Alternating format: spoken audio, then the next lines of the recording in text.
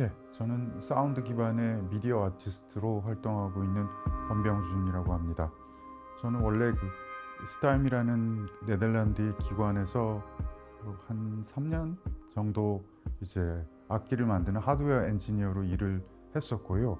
귀국한 후에는 이제 악기 개발 그리고 또 악기에서 확장된 무대 장치들을 만들어 왔고, 근래에는 로봇을 이용한 기계적 연극을 연출하고 있습니다.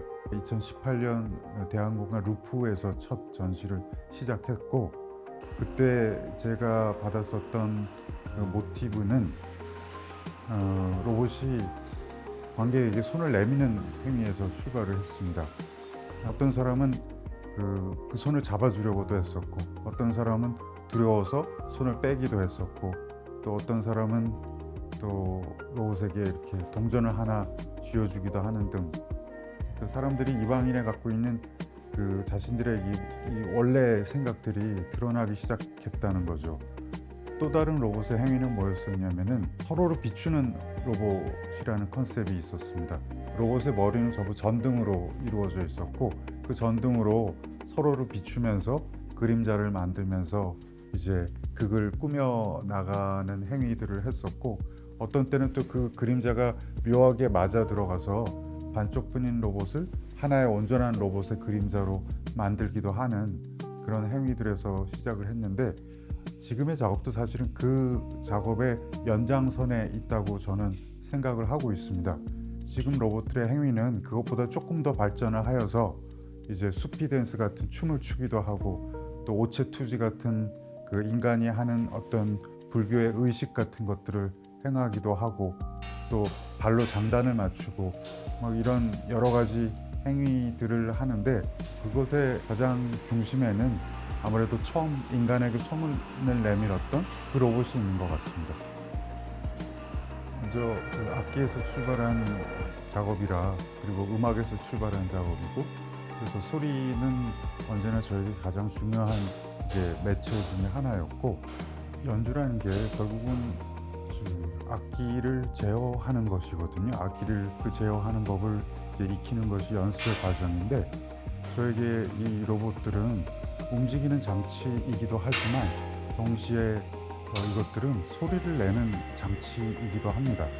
그 소리가 예를 들면은 이제 여러 개의 모터로 구성된 로봇을 움직이다가 보면 그 로봇 자체가 이제 가지는 고유의 이제 소리들이 있거든요. 그 소리들을 가만히 듣다 보면 저는 이 그 로봇을 지금 제어하고 있는 게 아니라 연주하고 있다라는 생각을 하게 될 때가 굉장히 많고, 그리고 또 그 로봇들이 이제 제어되는 프로그램 역시 제가 음악을 그 연주할 때 쓰는 프로그램을 쓰고 있고, 그 다음에 센서 디바이스 역시 제가 음악을 제어할 때 쓰는 그 센서를 쓰고 있거든요. 그렇기 때문에 저는 그 로봇을 제어한다라기보다는 연주한다라는 느낌을 가질 때가 더 많습니다.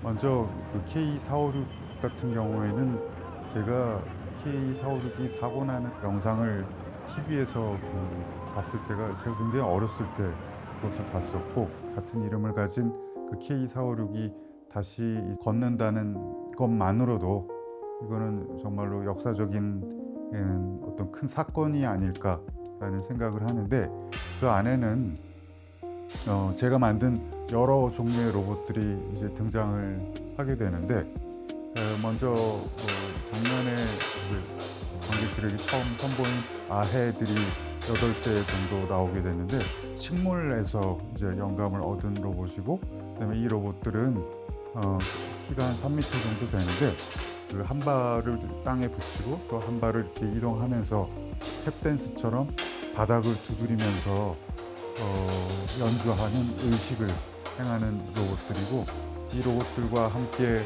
또 선보일 로봇 중에 하나는 제가 MMCA 2023 올해 작가상에서도 선보인 부채춤을 추는 나엘이 아마 그 속에서 함께 이제 기상을 하게 될 것 같고, 그 외에도 GF2는 제가 2018년 루프에서 처음 만들었던 로봇들인데, 초기에 만들었던 로봇들도 등장을 하게 되고, 또 수피 로봇은 이제 앞에 보이는 이 메카노 휠을 타고 뱅글뱅글 이렇게 돌아가는 이제 수피 댄스 같은 춤을 추는 로봇이 등장을 하게 되고, 또 그 로봇은 어떤 이제 의상도 입게 됩니다.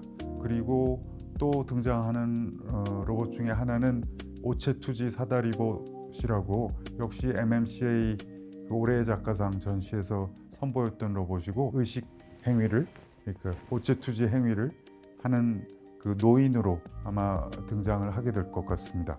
백남준 선생님의 오페라는 좀 더 뭐라 그럴까, 즉흥적인 요소들, 그다음에 이제 연주와 또 로봇과 기술과 또 뭐 이런 것들이 다 이렇게 합쳐진 하나의 이제 복합 매체적인 성격을 지닌 퍼포먼스였고, 그렇기 때문에 아마 오페라라는 타이틀을 쓰신 것 같은데, 제가 하고 있는 작업은 약간 오페라라기보다는 조금 마당극에 가까운 형태가 아니었나 좀 생각을 합니다. 이제 백남준 선생님은 어떻게 보면은 좀 이렇게 미래를 긍정적으로 바라보셨죠. 그렇지만은 지금 사실 현재의 우리의 삶은 선생님이 이렇게 예견하셨던 어떤 낙관적이고 긍정적인 모습만을 가지고 있다고는 생각하지 않거든요.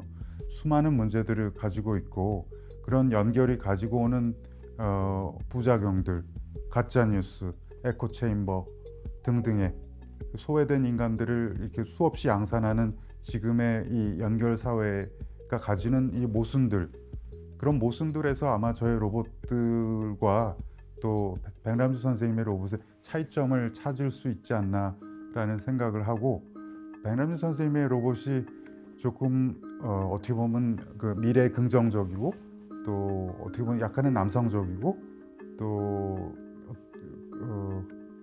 저는 굉장히 이렇게 멋지다고 생각하거든요. 그런데 저의 로봇은 그것에 반해서 굉장히 유약하고 나약하고 연약하고, 또 어떻게 보면 조금 중성적이기도 하고요. 그런 이제 덜덜거리는 이제 로봇의 미완의 움직임들 속에서 오히려 사람들은 더 공감했었던 것 같습니다. 저의 로봇은 밝은 미래를 바라보고 있다기보다는 오히려 그늘진 구석 혹은 어떤 사회 비주류들에서 영감을 얻은 어두운 어디쯤을 바라보고 있고, 그다음에 거기에서 태어난 친구들이라 아마 저는 오페라라는 타이틀보다는 사실은 마당극이라는 표현을 조금 더 쓰고 싶습니다. 제가 보기에 이제 특히나 AI는 예술을 재정의 하고 있고 벌써, 그리고 재정의 할 것이라고 생각합니다. 뭐 AI를 어떻게 사용하건 간에 어쨌거나 우리가 이렇게 예술이라고 치부해왔던 많은 것들이 이제 그 AI를 이용한 기술로 치환될 것이고, 그렇게 치환되는 부분만큼을 예술가들은 다시 또 다른 자신들의 이제 예술의 영역으로 다시 이제 메꿔 나가야 될 것이라고 생각을 합니다. 그런데 지금은 좀 더 경계의 눈초리로 바라봐야 될 때가 아닌가라는 생각을 하고, 이런 생각, 제가 알고 있는 기술을 많은 분들과 나누고 또 공유할 수 있도록 노력하고자 합니다. 사실 이 시나리오를 처음 쓴 것은 지금으로부터 약 3, 4년 전에 썼거든요. AI의 초기 버전이었던 것이죠. 그래서 그때 저는 텍스트를 만드는 작업도 했었지만은 소리를 생성하는 작업, 그리고 또 이미지, 동영상을 생성하는 그런 작업들에 그때 한 3년 정도 굉장히 매진을 했었고, 그때 나왔던 그 텍스트 작업의 결과가 유령극단 심각한 밤을 보내리 였습니다.